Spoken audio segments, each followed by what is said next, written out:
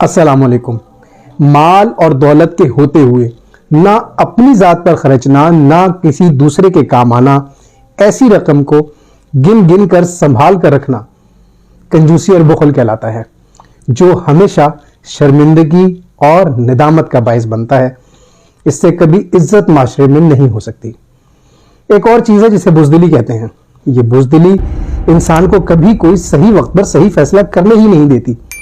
ایسا کروں گا تو ویسا نہ ہو جائے، یہ کر لیا تو کہیں وہ نقصان نہ ہو جائے، اس قسم کے خدشے، اس قسم کے وہم، یہ خوف کی شکل میں، ایک ڈر کی شکل میں انسان کو کبھی کوئی فیصلہ ہی نہیں کرنے دیتے، جس سے وہ ہمیشہ ناکامیاں اور محرومیاں سمیٹتا ہے اور کبھی بھی عزت نہیں پا پاتا۔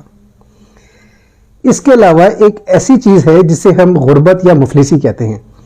یہ مفلسی ایسی چیز ہے کہ انسان اگر اپنے دیس میں بھی ہو، اپنے اہل خانہ کے ساتھ بھی ہو، اپنے رشتہ داروں میں بھی ہو، تو کوئی اسے اپنانے کے لیے تیار نہیں ہوتا۔ وہ بالکل ایسے ہی رہتا ہے جیسے بیچارہ کسی پردیس میں رہتا ہو۔